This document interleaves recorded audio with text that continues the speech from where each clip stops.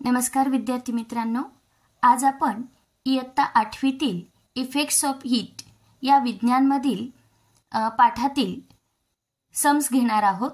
तर प्रश्न पहिला, क्वेश्चन नंबर 1 आहे, what must be the temperature in Fahrenheit so that it will be twice its temperature in Celsius. तर या प्रश्नाचा अर्थ असा आहे की फॅरेनहाइटमध्ये असं कोणतं टेम्परेचर आहे ज्याची व्हॅल्यू सेल्सियसच्या व्हॅल्यूच्या डबल होते। मग आपण इथं असं घेऊयात, फॅरेनहाइटचं टेम्परेचर जे आहे ते सेल्सियसच्या डबल म्हणून 2C घेऊयात आणि सेल्सियस हा C ठेवूयात। फॉर्म्युला आपल्याला माहिती आहे, F-32/9 is equal to C/5। आता या फॉर्म्युल्यामध्ये आपल्याला F ची व्हॅल्यू ठेवायची 2C आणि सेल्सियसची C व्हॅल्यू ठेवायची आहे। F च्या जागी 2C भरला, 2C - 32/9 is equal to C/5। Cross multiplication करून घेऊया। 5 × 2 10C - 32 × 5 160 is equal to 9 × C 9C। 9C आपण लेफ्टला घेऊया, 10C - 9C is equal to -160 राईटला आल्यानंतर +160 होणार, म्हणजे ही व्हॅल्यू सेल्सियसमध्ये 160 डिग्री येईल।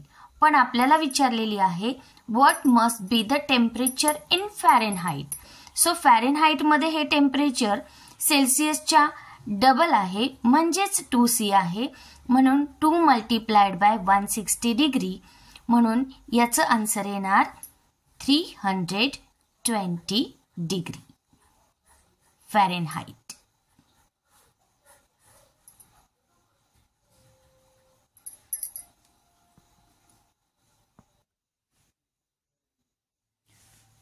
दुसरा प्रश्न आहे, when a substance having mass 3 kg receives 600 calorie of heat, its temperature increases by 10 degree Celsius. What is the specific heat of the substance? इथे आपल्याला मास दिलेला आहे, ते दिलेला आहे 3 kg and we have to convert it into grams, so it will become 3000 grams. Specific heat given, heat receives दिलेली आहे, ती आपण Q या लेटरने दाखवतो आणि ती आहे 600 calorie. Then change in temperature, that is delta T is also given and it is 10 degree Celsius.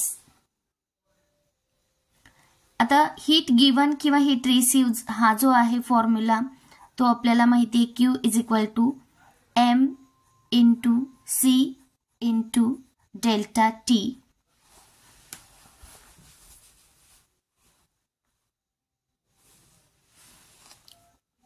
Okay, आपल्याला स्पेसिफिक हीट विचारली म्हणजे C विचारलेला आहे, तर C ची व्हॅल्यू कशी येणार, Q अपॉन हा M आणि डेल्टा T इकडे डिवाइड होणार।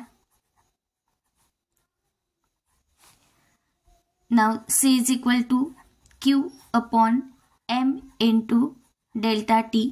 आता आपण व्हॅल्यू पुट करूया, Q आहे 600 कॅलरी, M 3000 इंटू 10, 0 ला 0 कॅन्सल होईल।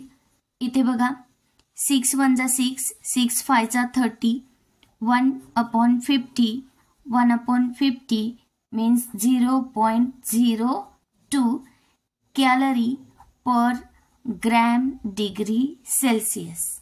Specific heat will be 0.02 calorie per gram degree Celsius.